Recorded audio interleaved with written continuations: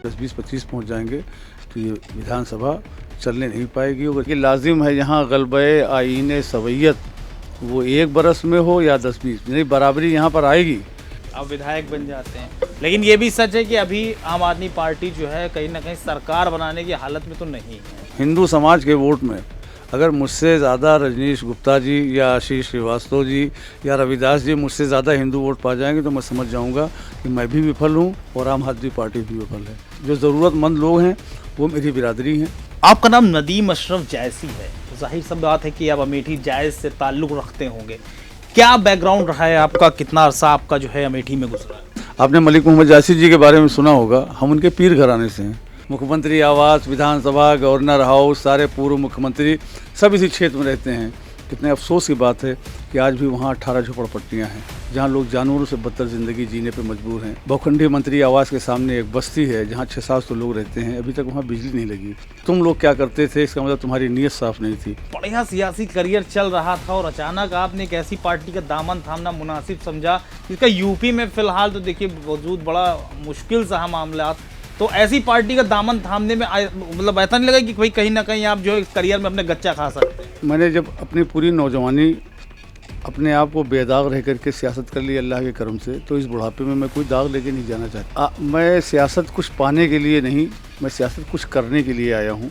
5 साल अब सत्ता में भी रहे हैं तो कुछ ना कुछ तो टैलेंट देखा ही होगा पार्टी ने, लेकिन आपने दामन क्यों थामा? जितने भी पार्टी चुनाव लड़ रही हैं उत्तर प्रदेश में, उनमें जिन लोगों ने भी अपने प्रत्याशी उतारे हैं उनमें मैं अभी नंबर 1 पर हूं। चेतावनी है तमाम पार्टियों के लिए। हमने 300 यूनिट बिजली के गारंटी फॉर्म भरवाए। बरसात के बाद डेंगू का प्रकोप आया तो हमने सारे वार्डों में फॉगिंग करवाई। मुस्लिम चेहरा है आप, तो जो हिंदू कम्युनिटी है तो उनको विश्वास में लेने के लिए आप या आम आदमी पार्टी क्या योजना लेके आ रही है? आलिमों का और पीरों का घराना रहा है हमारा। करता हूँ अमेठी वालों के लिए कहा जाता है कि सियासत जो है उनके खून में बहती है। अमेठी की सियासत को गांधी परिवार ने, मैं माजरत के साथ अगर मेरी बात का वो लोग बुरा माने, खराब उन्हीं लोगों ने किया। कोई किसी का रह नहीं गया। इलेक्शन को वो पर्व समझते हैं, कमाई का सीजन समझते हैं।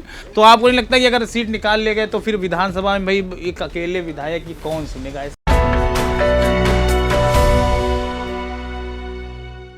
2022 विधानसभा चुनाव का बिगुल बज चुका है। धीरे धीरे सभी पार्टियों ने अपनी ताकत झोंकनी शुरू कर दी है और सभी प्रत्याशी मैदान में उतरकर अपना दमखम दिखा रहे हैं। बीजेपी ने अपना प्रत्याशी उतार रखा है, सपा ने अपना प्रत्याशी उतारा हुआ है, कांग्रेस ने अपना जोर लगा रखा है। लेकिन इसी बीच आम आदमी पार्टी का जिक्र होना बहुत जरूरी है। बहुत शॉर्ट नोटिस पे दिल्ली में सरकार बनाने के बाद आम आदमी पार्टी अब यूपी में अपनी किस्मत आजमाने जा रही है। कई सीटों पे आम आदमी पार्टी ने अपने प्रत्याशियों को उतारा है। उसी में एक खास सीट है, लखनऊ से ताल्लुक़ रखते हैं, मध्य की सीट। वो उस एरिया में इस सीट पर करीब करीब सारे वीआईपीज जो जोन है वो इसी सीट के अंतर्गत आते हैं। अब उस सीट पर कौन दावेदार हैं, कौन से कैंडिडेट हैं, हम उनसे उनके बारे में जानने की कोशिश करेंगे और क्या है उनका सियासी करियर और किन दांवपेच को इस्तेमाल करने वाले हैं वो इस चुनाव में, हम उनसे जानने की कोशिश करेंगे। नदीम साहब, बहुत बहुत स्वागत है आपका न्यूज़ टाइम नेशन में। शुक्रिया। नदीम साहब, क्या लग रहा है कितनी मजबूत टक्कर होने वाली है? पहले तो मैं ये बता दूं कि हम लोग अभी तक जितने भी पार्टीज हैं चुनाव लड़ रही हैं उत्तर प्रदेश में, उनमें जिन लोगों ने भी अपने प्रत्याशी उतारे हैं उनमें मैं अभी नंबर 1 पर हूं। आम आदमी पार्टी ने सबसे ज़्यादा अभी तक प्रत्याशी घोषित किए हैं। हम 403 सीटों पर चुनाव लड़ रहे हैं। हमको 2013 चेतावनी है तमाम पार्टियों के लिए। 11 महीने पहले हमारी पार्टी बनी थी, कोई हमको गिन नहीं रहा था, न मीडिया, न जो अपने आप को बहुत समझदार समझते हैं। उनका ये आंकलन था कि 4-5% वोट पा जाएंगे, 0 सीट रहेगी। हमने 28 सीटें जीती और सरकार बनाई और हमने अपना एजेंडा भी बता दिया। जब कांग्रेस का समर्थन मिला और ठेके पट्टी के वो लोग बात करने लगे तो अरविंद जी ने इस्तीफ़ा दे दिया। कहा कि मैं जिन लोगों का वोट और एतमाद हासिल करके आया हूँ मैं उनके साथ धोखा नहीं कर सकता, मैं इस्तीफ़ा देता हूँ। अब लोग भरोसा करते हैं। सोशल मीडिया और मीडिया की पहुंच अब गांव-गांव तक हो गई है। अरविंद केजरीवाल ने जो कुछ दिल्ली में किया है, जितने वादे किए 100% पूरे किए, लोग जानते हैं। तो हम लोगों को यहाँ आसानी हो गई काम करने में। हम लोग भी इसी सोच के थे, हमको एक ऐसी पार्टी मिली।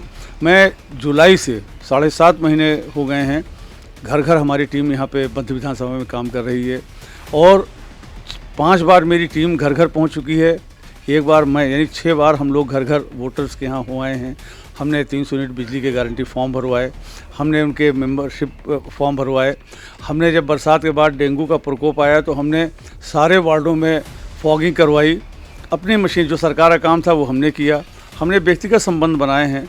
70% लोग ज़रूरतमंद हैं जो हमारे साथ हैं, और हमको पूरी दुआएं, उनका वोट, उनका सपोर्ट, और 18 झोपड़पट्टियाँ हैं। आप बताइए, ये सारे आपने VIPs गिना दिए, मुख्यमंत्री आवास, विधानसभा, गवर्नर हाउस, सारे पूर्व मुख्यमंत्री सब इसी क्षेत्र में रहते हैं। कितने अफसोस की बात है कि आज भी वहाँ 18 झोपड़पट्टियाँ हैं जहाँ लोग जानवरों से बदतर ज़िंदगी जीने पे मजबूर हैं।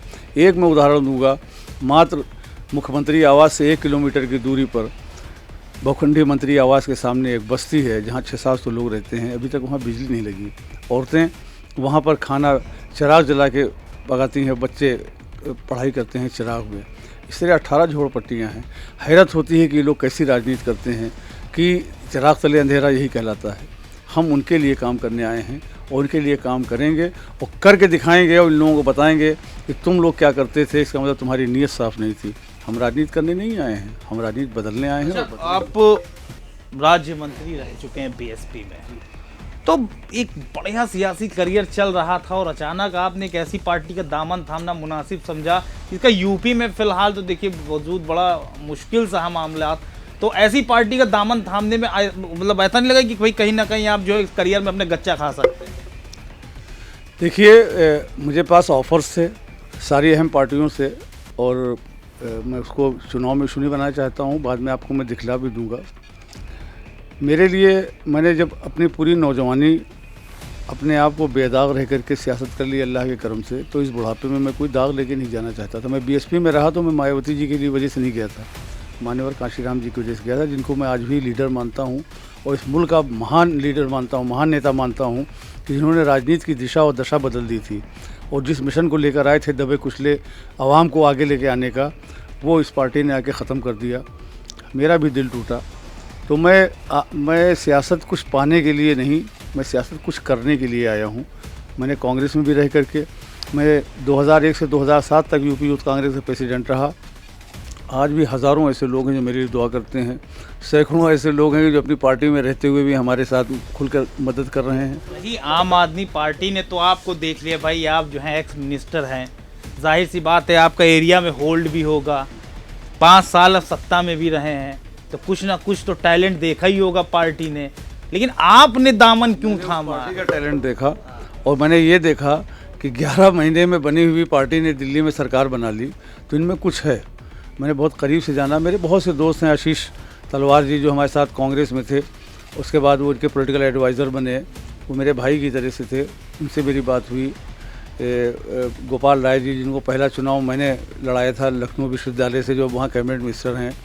संजय भाई जो हमारे पड़ोसी हैं। ये तमाम लोग थे जिनसे मैंने बात सुनी, तो मुझे समझ में आया कि मेरी मर्ज़ी की पार्टी इकाई है। कभी कांग्रेस इन्हीं सिद्धांतों पे चलती थी। कांशीराम जी के ज़माने में BSP ने भी वही बीड़ा उठाया था। अब वो एक नौजवान लीडर के हाथों में है, जो उसी की वही राजनीति जो गांधी जी ने की थी, मौलाना अबुल कलाम आज़ाद ने की थी, उसी राजनीति को आगे बढ़ाने के लिए आए हैं। तो मुझे अच्छा लगा। मैं जानता हूँ कि कैरियर इतना इम्पोर्टेंट। मुझे तो एक शेर याद आता है मौलाना हज़रत मोहानी का, आज़ादी से पहले कहा है कि लाजिम है यहाँ ग़ल्बे आईने सवैयत, वो 1 बरस में हो या 10-20, नहीं बराबरी यहाँ पर आएगी, टाइम लग सकता है। तो उसके लिए कम से कम मेरा नाम उन लोगों में लिखा जाएगा जिन्होंने इसके लिए कोशिश की। अच्छा, आप पार्टी ने आपको उतारा है, मुस्लिम चेहरा है आप, तो जो हिंदू कम्युनिटी है तो उनको विश्वास में लेने के लिए आप या आम आदमी पार्टी क्या योजना लेके आ रही है? एक बात, आपका सवाल बहुत अच्छा है, मुझे मज़ा आया बताने में। अगर मैं मुस्लिम वोटों की बात नहीं कर रहा हूँ, हिंदू समाज के वोट में अगर मुझसे ज़्यादा रजनीश गुप्ता जी या आशीष श्रीवास्तव जी या रविदास जी मुझसे ज़्यादा हिंदू वोट पा जाएंगे तो मैं समझ जाऊंगा कि मैं भी विफल हूं और आम आदमी पार्टी भी विफल है। हम हिंदू मुसलमान की सियासत नहीं करते, उनसे ज़्यादा मैं हिंदू समाज के वोट ले रहा हूँ। एलानिया मेरे साथ में है। अगर आप कि जो है आप सीट निकाल ले जाते हैं, आप विधायक बन जाते हैं, लेकिन ये भी सच है कि अभी आम आदमी पार्टी जो है कहीं ना कहीं सरकार बनाने की हालत में तो नहीं है। तो हाँ, ये कहीं ना कहीं एक बड़ा चैलेंज है। तो आपको नहीं लगता कि अगर सीट निकाल ले गए तो फिर विधानसभा में भाई एक अकेले विधायक की कौन सुनेगा? ऐसा नहीं लगता है आपको? ये सच दिल्ली में भी लागू होता था 2013 में कि अब यहाँ पे आ नहीं पाएगी। बहुत अच्छा लड़ेंगे लेकिन आप लोग सीट ही जीत पाएंगे। यहाँ भी लग रहा है अंडर करेंट है। हमारी किसी की बिरादरी 6% है, किसी की 11%, कोई बताता है 17%। मुख्यमंत्री दावेदार हैं। आम आदमी पार्टी की बिरादरी 70% है। जो ज़रूरतमंद लोग हैं वो मेरी बिरादरी हैं, हमारी पार्टी की बिरादरी है और वो हमारे साथ हैं। और ये 10 तारीख को 10 मार्च को जब डिब्बा खुलेगा तो लोग दांतों तले उंगलियां दबा लेंगे कि ये आम आदमी पार्टी ने ये करामत कैसे की, कैसे चमत्कार कैसे किया। हम आश्वस्त हैं। मान लीजिए किसी सूरत से आपकी बात हो जाए कि हम कम लोग पहुँचे वहाँ पर, हमारा एक आदमी काफ़ी होगा। अगर हम लोग 10, 20, 25 पहुँच जाएंगे तो ये विधानसभा चलने नहीं पाएगी। अगर चलेगी तो उन मुद्दों पे चलेगी जिन मुद्दों पर हम राजनीति करके आए हैं, जो हमने वादे किए हैं। जनता से 300 यूनिट बिजली फ्री का किया है, 1000 रुपये महिलाओं को सम्मान राशि का किया है, 5000 रुपये बेरोज़गारी भत्ता जब तक की नौकरी न दे दें। हम भ्रष्टाचार समाप्त करेंगे, हम अच्छे स्कूल बनाएंगे जैसे दिल्ली में बनाए, हम फ्री इलाज देंगे। इन मुद्दों ही पर अब कोई सरकार यहाँ चल सकती है, चाहे हम सरकार में हो चाहे विपक्ष में हो। सरकार तो तभी चलेगी जब इन मुद्दों पे। आपका नाम नदीम अशरफ जैसी है, जाहिर सी बात है कि आप अमेठी जायज़ से ताल्लुक़ रखते होंगे। क्या बैकग्राउंड रहा है आपका, कितना अरसा आपका जो है अमेठी में गुजरा? मैं पैदा हुआ वहाँ पे, 8वीं तक तालीम हमने वहाँ हासिल की। ग्रेजुएशन और पोस्ट ग्रेजुएशन हमने लखनऊ में किया। सियासी ज़िंदगी की शुरुआत हमारी यहीं से हुई। मुमताज़ डिग्री कॉलेज जहाँ का मैं स्टूडेंट था वो उस वक्त अमीनाबाद में चलता था, अब तो डालीगंज चला गया है। 2080-81 में BA फर्स्ट ईयर में मैं सेक्रेटरी हुआ। 81-82 में मैं जनरल सेक्रेटरी, तब प्रेसिडेंट नहीं होता था। सबसे बड़ी पोस्ट जनरल सेक्रेटरी की होती थी, मैं उस पर रहा। मेरी शुरुआत इसी विधानसभा से हुई थी, लेकिन मेरा ताल्लुक़ गहरा है। हम लोग आज भी हर प्रोग्राम में जायज़ जाते हैं, ईद पर भी जाते हैं, यहाँ करके वहाँ जाके मनाते हैं, बकरीद पे जाते हैं, होली दिवाली पे जाते हैं। अमेठी में कोई आपका भी वहाँ पर रहते हो? अगर हाँ, मेरा घर है, मेरे घर में लोग हैं, मेरे भाई हैं, हम लोगों का घर है वो। हम भी जाते हैं। आज अमेठी से जायज़ से भी बहुत से लोग हैं जो यहाँ पर हमारे लिए साथ काम कर रहे हैं। और मैं एक बात अमेठी से मुतालिक बता दूं कि हमारे घर में कभी कोई सियासत में नहीं था, सब सूफ़ी घराना है। आपने मलिक मोहम्मद जासी जी के बारे में सुना होगा, हम उनके पीर घराने से हैं। वो हमारे ख़ानदान से ही मुरीद बैत थे। आलिमों का और पीरों का घराना रहा है हमारा। नहीं करता हूँ। अमेठी वालों के लिए कहा जाता है कि सियासत जो है उनके खून में बहती है, ऐसा है क्या? मेरे खून में तो नहीं बहती थी। मेरे घर में तो आलिमों का खून दौड़ रहा था, मेरे रगों में पीरों का, दुर्वेशों का, सूफियों का।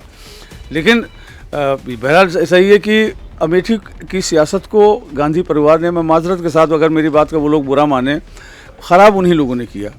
ये पैसे की जो संस्कृति कहलाती है, पैसे की जो थी, ये उन्होंने वहाँ आम की कि कोई किसी का रह नहीं गया। इलेक्शन को वो पर्व समझते हैं, कमाई का सीज़न समझते हैं। ये थे नदीम अशरफ जी जो BSP की गवर्नमेंट में राज्य मंत्री रह चुके हैं और इस वक्त आम आदमी पार्टी के टिकट पर लखनऊ मध्य सीट से दावेदार हैं, कद्दावर प्रत्याशी हैं।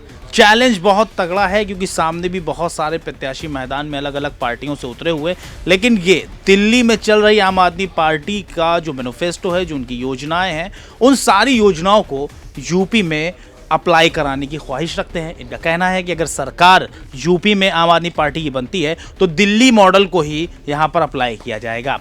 अब सरकार बनती है या नहीं बनती और क्या चैलेंजेस रहेंगे, ये तो आने वाला वक्त बताएगा। कैमरा पर्सन इरफान के साथ मैं मोहम्मद आसिफ दुलार, news time nation, Lucknow. Subscribe करें आपका अपना चैनल न्यूज़ टाइम नेशन और हर खबर सबसे पहले पाने के लिए बेल आइकॉन जरूर दबाएं। और हाँ, खबरें पसंद आ जाएं तो लाइक और शेयर करना ना भूलें।